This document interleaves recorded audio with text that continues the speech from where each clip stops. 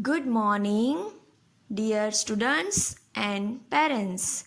मैं हूँ आपकी हिंदी टीचर प्रीति छासटिया। कैसे हो आप सब? आशा है कि आप सब सुरक्षित होंगे।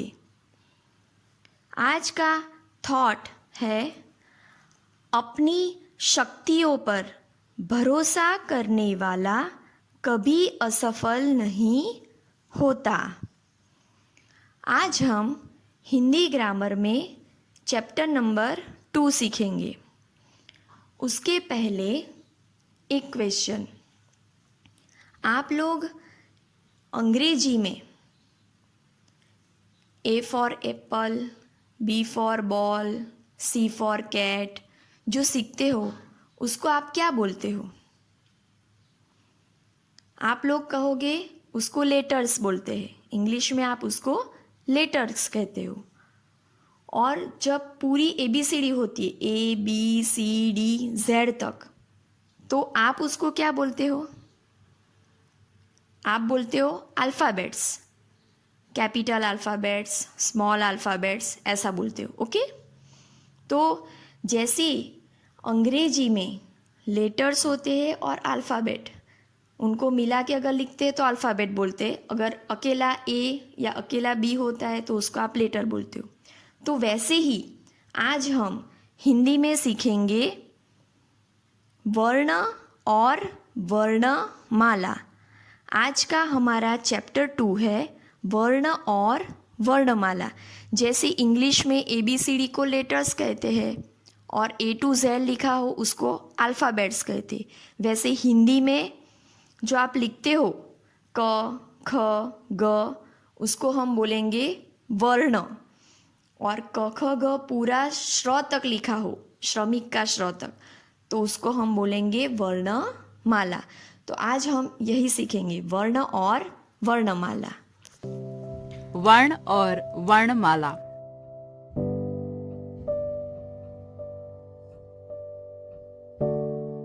अगर मगर जगर पहुंचे हम वर्णों के घर। बच्चों, सुनी आपने ये आवाजें? हम दिन भर में कई तरह की ध्वनियां या आवाजें सुनते हैं। पक्षियों के बोलने की ध्वनियां, कुत्ते के भौंकने की ध्वनियां, वाहनों के चलने की ध्वनियां, मोबाइल की ध्वनियां, है ना? व्याकरण में ध्वनि का अर्थ वर्ण होता है। बच्चों, जब हम बोलते हैं तब हमारे मुंह से भी कई ध्वनियां निकलती हैं ना? हमारे मुख से निकली ध्वनियों से ही भाषा बनती है। देखिए, पिता शब्द में ध्वनियां हैं पी जमा ता। इन ध्वनियों को और तोड़ा जा सकता है, जैसे प हलन जमा छोटी ई जमा त हलन जमा आ। अब इन ध्वनियों को हम और नहीं तोड़ सकते। ये सबसे छोटी ध्वनियां हैं। ये सबसे छोटी ध्वनियां ही वर्ण कहलाती हैं। समझ में आया ना? यानी कि जिस ध्वनि के टुकड़े ना हो सके उसे वर्ण या अक्षर कहते हैं। अब हम सीखेंगे वर्ण के भेद। बच्चों, वर्ण 2 प्रकार के होते हैं, एक स्वर और दूसरा व्यंजन। और हिंदी में 11 स्वर हैं। और वो कौन कौन से हैं? सुनिए, अ आ इ ई उ ऊ री ए ओ औ। इसी तरह हिंदी में 33 व्यंजन हैं। क ख ग घ ङ छ छ ज झ ञ ट ठ ड ढ ण त थ द ध न प फ ब भ म य र ल व श श स ह। बच्चों, स्वर और व्यंजन मिलाकर हिंदी की वर्णमाला बनती है। इस वर्णमाला में सारे वर्ण एक निश्चित क्रम में होते। तो देखा बच्चों, आपने वीडियो में देखा कि हमारे मुख से जो ध्वनि निकलती है उसको हम क्या बोलते हैं? वर्ण कहते हैं। और जो वर्ण है उसके टुकड़े नहीं किए जा सकते। वो भाषा की सबसे छोटी इकाई है। इकाई मतलब सबसे छोटा भाग है। आपने ये भी देखा कि वर्ण के 2 प्रकार है, एक स्वर, 2 व्यंजन। हमारे स्वर कितने हैं? 11 और व्यंजन है 33। 33 व्यंजन है और 2 आगत व्यंजन, तो कुल मिला के हमारे पास 35 व्यंजन है। स्वर और व्यंजन दोनों को मिलाकर ही वर्णमाला बनती है। वर्णमाला मतलब आप जो लिखते हो ना, क ख ग, उसको हम वर्णमाला कहते हैं। ये सभी वर्णों को व्यवस्थित मतलब कि अरेंज किया हो तो उस समूह को जो लिखा हुआ है उसको हम वर्णमाला कहते हैं। पाठ 2, वर्ण और वर्णमाला। Letter and alphabet. वर्ण।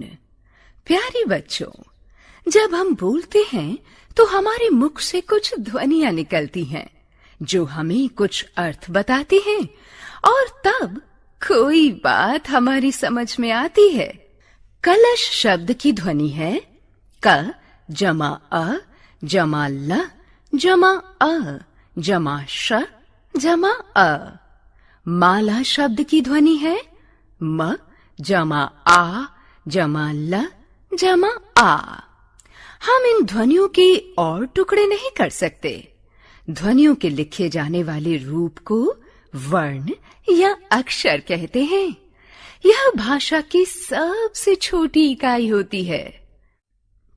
वर्णमाला। हिंदी भाषा में 11 स्वर और 35 व्यंजन हैं। इन्हें जब हम एक क्रम में लगा देते हैं तो वह वर्णमाला कहलाती है। वर्णों के व्यवस्थित समूह को वर्णमाला कहते हैं। वर्णों के भेद। वर्ण 2 तरह के होते हैं, स्वर और व्यंजन। स्वर जिस वर्ण के बोलने में किसी दूसरे वर्ण की सहायता न लेनी पड़े उसे स्वर कहते हैं। हिंदी में 11 स्वर होते हैं, अ आ इ ई, ओ ऊ री, ए ओ औ। व्यंजन जिस वर्ण के बोलने में स्वर की सहायता लेनी पड़े उसे व्यंजन कहते हैं। ये 33 जमा 2 35 होते हैं। हिंदी में 5 व्यंजनों का समूह वर्ग कहलाता है, जैसे क ख ग घ अंग। इसे क वर्ग कहा जाता है। इसी तरह प्रत्येक समूह के पहले व्यंजन के नाम पर वर्ग का नाम होता है। क वर्ग क ख ग घ अंग। च वर्ग च छ ज झ इय। ट वर्ग ट ठ ड ढ ण ड़ अढ़। त वर्ग त थ द ध न। प वर्ग प फ ब भ म। य र ल व श श स ह। आपने देखा होगा कि प्रत्येक व्यंजन के नीचे चिन्ह लगा हुआ है। यह चिन्ह हल चिन्ह कहलाता है। मूल व्यंजन इसी तरह लिखे जाते हैं, लेकिन इन्हें बोला नहीं जा सकता, क्योंकि जब इन्हें बोलते हैं तो अ ध्वनि सुनाई देती है। इसलिए ये सारे व्यंजन अ ध्वनि के साथ ही लिखे जाते हैं, जैसे का, खा, ग, घ, अंग, च, छ, ज, झ, इय, ट, ठ, ड, ढ, ढ़, त, थ, द, ध, न, प, फ, ब, भ, म, य, र, ल, व, श, श, स, ह। संयुक्त व्यंजन 35 व्यंजनों के अतिरिक्त 4 व्यंजन और भी हैं। क्ष, त्र, ज्ञ, श्र। इन्हें संयुक्त व्यंजन कहते हैं। ये दो व्यंजनों के मेल से बने हैं, इसीलिए संयुक्त व्यंजन कहलाते हैं। मुख्य बातें। अभी आपने इस वीडियो में सीखा कि हमारे स्वर 11 है और व्यंजन 35। अगर हम इन सबको अच्छे से क्रम में व्यवस्थित लगा दें तो क्या बन जाती है? वर्णमाला। तो वर्णों को व्यवस्थित समूह में लगाने से हमें वर्णमाला मिलती है। वर्ण के 2 प्रकार है, स्वर, व्यंजन।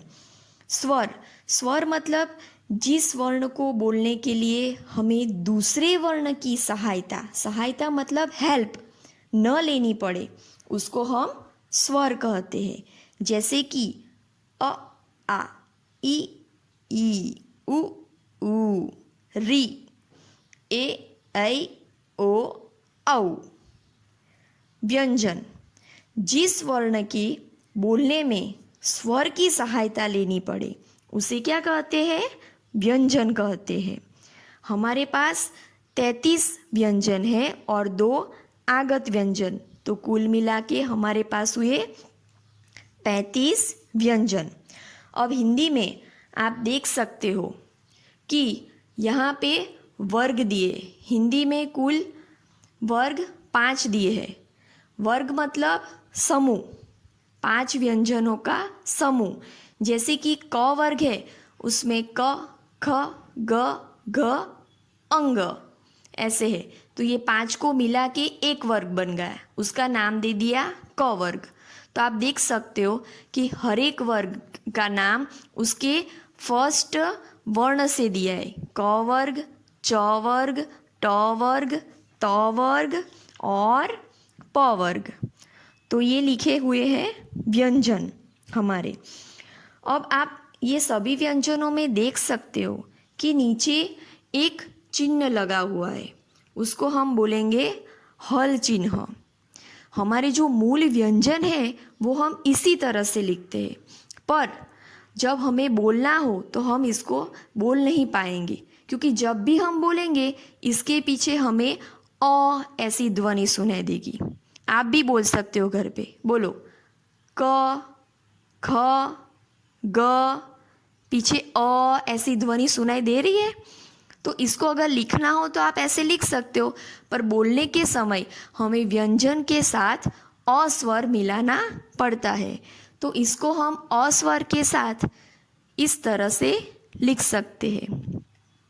क, ख, ग, घ, अंग ऐसे करके आप ह तक देखिए लिखा हुआ है। ओके। अभी नेक्स्ट संयुक्त व्यंजन। तो आपने कक्षा 1 में सीखा है संयुक्त व्यंजन कितने हैं हमारे पास? 4। क्ष, त्र, ज्ञ, स्र। तो ये 4 हमारे पास है वो संयुक्त व्यंजन है। ये संयुक्त व्यंजन क्यों कहलाते हैं? क्योंकि ये व्यंजन 2 व्यंजनों के मेल से बने हुए हैं, इसलिए इसको संयुक्त व्यंजन कहा जाता है। ये आप कक्षा 1 में सीख चुके हो। ओके। तो हमारे मुख से जो ध्वनि निकलती है उसको हम वर्ण बोलते हैं। वर्ण के टुकड़े नहीं किए जा सकते। वर्ण भाषा की सबसे छोटी इकाई है। वर्ण के 2 प्रकार है, स्वर, व्यंजन। स्वर की संख्या कितनी है? 11 और व्यंजन की 35। अगर स्वर बोलना है आपको तो बिना किसी व्यंजन की सहायता से आप बोल सकते हो। जब व्यंजन बोलना है तो स्वर की सहायता हमें लेनी पड़ती है, जैसे कि अभी हमने देखा क ख ग में। ओके। अगर वर्णों को आप व्यवस्थित क्रम में अरेंज कर दोगे तो वो क्या बन जाएगी? वर्णमाला। वर्णमाला मतलब क ख ग घ जो लिखते हो ना आप, वो। ओके। अब पेज नंबर 15, आपकी हिंदी ग्रामर की टेक्स्ट बुक में पेज नंबर 15 पे आ जाइए। वहाँ पे आपको अभ्यास दिया है। अभ्यास में क सही उत्तर छांटकर खाली स्थान में भरिए। यहाँ पे आपको 4 फिल इन द ब्लैंक्स दिए। मैं 1 बाय 1 सब रीड करती हूँ, आप सुनिए। 1, बोलते समय हमारे मुख से कुछ खाली जगह निकलती है। ब्रैकेट में दिए हैं 3 ऑप्शन, तो आपको इसका आंसर लिखना है, सही आंसर। 2, हिंदी में वर्ण खाली जगह प्रकार के होते हैं। 3, हिंदी में खाली जगह व्यंजनों का समूह वर्ग कहलाता है। 4, संयुक्त व्यंजन खाली जगह व्यंजनों के मेल से बने हैं। ओके, ये 4 है। ये आप आंसर खुद लिखो, उससे पहले आपको आगे का चैप्टर जो टेक्स्ट बुक में दिया है वो पूरा अच्छे से रीड करना है, उसके बाद ही आपको इसके आंसर लिखने हैं। अभी एक्सरसाइज नंबर 2 ख, दिए गए वर्णों को मिलाकर शब्द बनाओ। वर्ण मिलाओ करना है। कैसे करना है वो आपको एक बना के दिया हुआ है। ओके, ये 5 है। और पेज नंबर 16 ग, दिए गए कथनों में से सही के सामने सही, गलत के सामने गलत का चिन्ह लगाओ। 4 दिए आपको। वर्ण के टुकड़े किए जा सकते हैं। भाषा की सबसे छोटी इकाई वर्ण कहलाती है। वर्णों के व्यवस्थित समूह को वर्णमाला कहते हैं। जो वर्ण स्वर की सहायता से बोले जाते हैं उन्हें व्यंजन कहते हैं। तो ये 4 है आपके पास। जो सही है उसके सामने सही और गलत है उसके सामने गलत का चिन्ह आपको करना है। तो ये तीनों एक्सरसाइज आप लिखो। उसके पहले आपको पूरा चैप्टर अच्छे से रीड करना है और ये वीडियो भी सुनना है, तो आप इजीली इसके आंसर लिख सकोगे। दूसरी बात, ये तीनों एक्सरसाइज आपको हिंदी ग्रामर की टेक्स्ट बुक में ही लिखनी है, नोटबुक में लिखना नहीं है। Okay, thank you, have a nice day.